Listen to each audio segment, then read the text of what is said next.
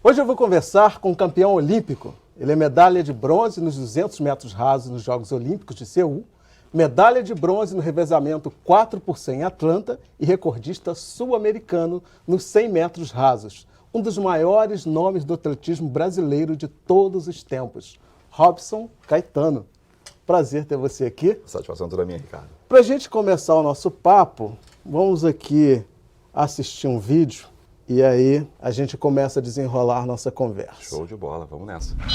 A Irenice, quando foi atleta do Fluminense, ela me falou que um dia estava na biblioteca, vendo livro, chegou uma senhora e falou assim, você é empregada de quem? Ela falou assim, eu não sou empregada de ninguém, eu sou atleta do clube. Não, o clube não tem atleta negro, entendeu? E um diretor no Botafogo falou para minha senhora, eu gosto muito de você, mas eu não gosto de negro. Se eu pudesse, a camisa do Botafogo era toda branca, não tinha cor negra nenhuma. Eu falei, só não gosta de mim, só gosta dos títulos que eu dou para o seu clube. A questão do preconceito racial, aonde? Dentro do atletismo. Se aconteceu dentro do futebol, o Vasco foi o primeiro, a mesma coisa aconteceu também dentro do atletismo, aonde era uma discriminação total. O negro sempre foi marginalizado nessa questão da cor, da sua própria cor, porque o negro sempre ganhava, digamos assim, por a sua composição física, ele sempre se sobrepujava aos brancos. Então houve essa discriminação. Discriminação essa que o Vasco adotou, trouxe para si, abolindo essas coisas. Aonde nós tivemos um clube aí, porque os atletas negros de um certo clube, no caso aí eu vou citar o nome, é o Fluminense, os atletas naquela época não pegavam a carteirinha de sócio-atleta. Tá? Tem atletas nossos, que hoje professores, estavam lá, ele ia falar assim, pô, aqui Chiclete, você é atleta, sócio-atleta do Vasco? Ah, nossa carteira, é sócio adjunto. Aconteceram com eles todos. Eles não eram reconhecidamente como sócio-atleta do clube. E para entrar, era aquela discriminação, eles tinham que dar a volta, lá por trás, aquelas coisas todas. Só quando tinha uma vitória que abria algumas coisas para eles. Nós quebramos esse tabu. Levamos um do Vasco, um do Fluminense. Foi isso mesmo. Fizemos uma competição e o Rio de Janeiro ganhou. E daí para cá, as coisas foi melhorando, sempre melhorando. Não houve, foi acabando esse preconceito que eu acho que não deve existir. Não deve existir no ser humano. Então, Robson, você é homem negro, você vem da favela e construiu uma carreira aí vitoriosa, gloriosa dentro do atletismo. Como é que foi com você? Bom, nós vivemos uma geração Isso é uma realidade que você viveu ou não? Essa é uma geração que ela abriu portas, ela mexeu com um mecanismo que era muito retrógrado, que era essa coisa da segregação.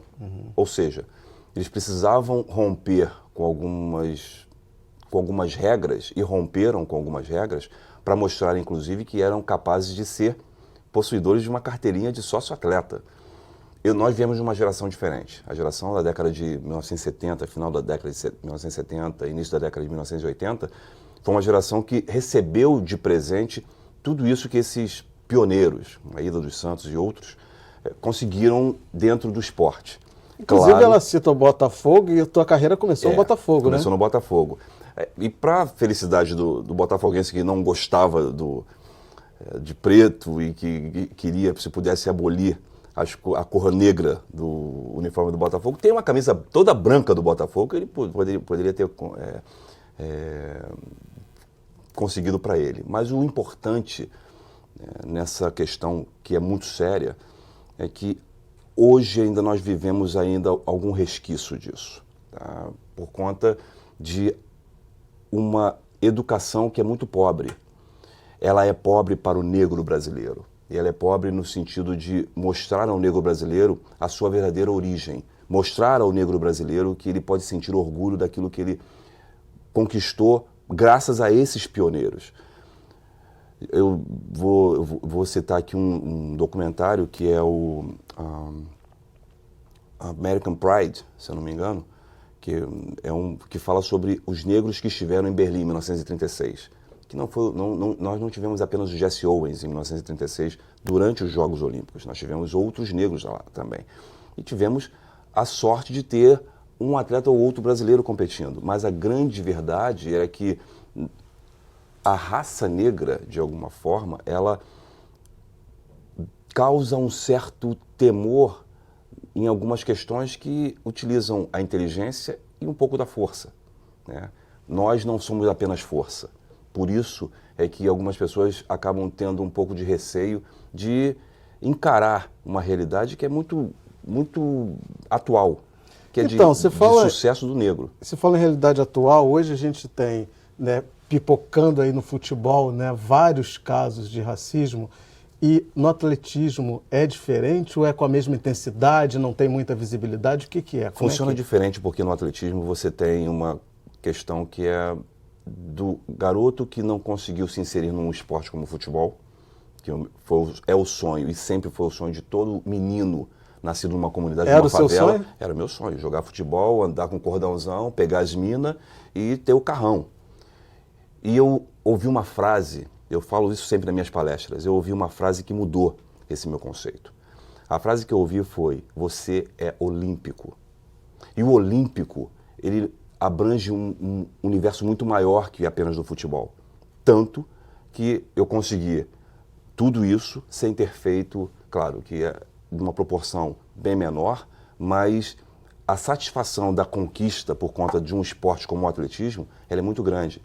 E tem um detalhe também no atletismo que é muito importante. Há, sim, uma regra que é muito específica para ele. Você não pode... Hoje a coisa está fugindo um pouco dessa rédea, mas no nosso caso, essa geração minha, era imprescindível você estar na escola. Era imprescindível você estar numa universidade. Era imprescindível você ter cultura. Mas isso faz a diferença na hora de você ser discriminado? Faz toda a diferença, porque na hora que você é discriminado e você tem a cultura e você entende que existe do outro lado uma pessoa tão ignorante que não consegue enxergar, que não existe essa coisa da cor da pele. O que existe é uma formação. Você está me dizendo então que os atletas do atletismo, por ter essa formação, que eles reagem mais a isso e... Tem uma reação que ela é menos tempestiva. Por exemplo, hoje, um episódio que como aconteceu com... Nós tivemos um jogador de futebol que jogaram uma banana para ele e ele foi lá, pegou, descascou a banana e comeu. O Daniel, né? O Daniel Alves. É isso. O Daniel Alves comeu a banana porque ele é um camarada politizado e um cara que é consciente de que, e tem o conhecimento de que, por exemplo, num jogo de futebol, e foi um ato tão intuitivo, que para quem estudou e para quem conhece um pouquinho da história de educação física, quem fez o curso, sabe que a banana, o que a banana faz? Ela é o atleta é fundamental, né? É fundamental. É potássio, né? Porque é potássio puro, para inibir as câimbras. Ele pegou e falou assim: opa, obrigado, uma banana comeu. Isso gerou uma repercussão gigantesca, mas foi um ato que, para o atleta, por exemplo, numa situação diferente, ele pegaria a banana e ia voltar com uma banana para o torcedor. O ideal é sempre você responder de maneira inteligente. Sim, mas isso acontece ou não. Esse tipo de coisa acontece no atletismo? Não, dificilmente acontece uma coisa como essa. Se alguém jogar uma banana para alguém, mesmo porque o atletismo é um espaço em que a grande maioria são meninos e meninas que vêm de comunidades ou das favelas, de lugares oriundos de pessoas muito mais pobres, e as pessoas que vão assistir às competições, elas têm essa consciência. As pessoas que vão lá para ver um menino como um Usain Bolt, por exemplo, fazer uma marca como ele faz, elas não vão lá para jogar uma banana para ele, ganhando ou perdendo. Porque a diferença lá é que existe é uma competição de homem a homem. Não é um time jogando contra outro. Não mexe com paixão. Quando você mexe com paixão, como é o caso do futebol... Que aí aflora esses sentimentos, extrapola, né? Muito mais. É muito mais complicado. Tem mais um vídeo aqui que é um tema bastante importante, bastante relevante, e eu quero depois ouvir a tua opinião.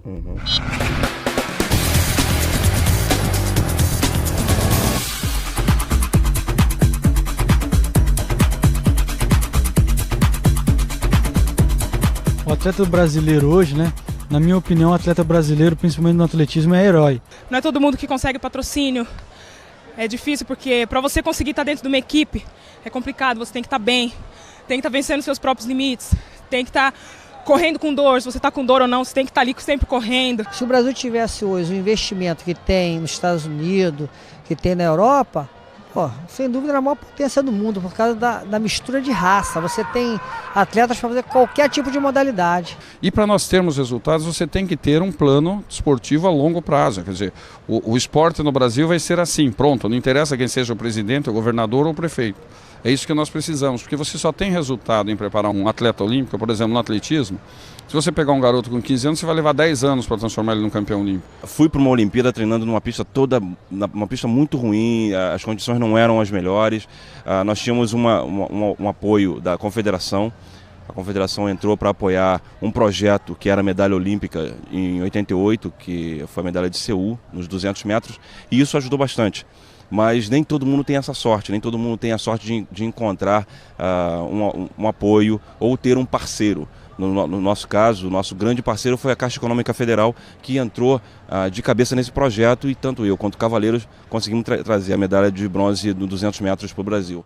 Então, esse discurso da falta de investimento nos atletas é um discurso que eu já ouço isso, acho que desde que eu me entendo por gente. Qual é a tua avaliação? Isso melhorou? É exatamente isso? Por que acontece dessa forma? Melhorou bastante, né? Nós temos hoje um investimento muito maior no esporte, o aporte é muito maior. A preocupação é depois dos jogos que vão acontecer aqui no Brasil, 2016, agora, né? Já estamos às portas dessa competição olímpica. O que nós precisamos fazer para manter isso? Ou o que é importante para que a gente consiga uma política que mexa com uma estrutura que ela é muito arcaica. Nós ainda não entendemos, e eu acho que é esse o grande pulo do gato, é que a gente precisa mexer lá na base. E mexer na base significa o seguinte: a gente tem que começar a fazer com que os nossos jovens, antes deles, os profissionais que trabalham com nossos jovens na educação, possam fomentar essa onda do esporte. O esporte é um caminho, e é um caminho que eu diria o mais salutar para pegar um jovem, uma criança, e trazê-lo para essa questão da educação, da cultura. Porque num país que tem isso, a diferença ela fica muito menor, as diferenças diminuem bastante.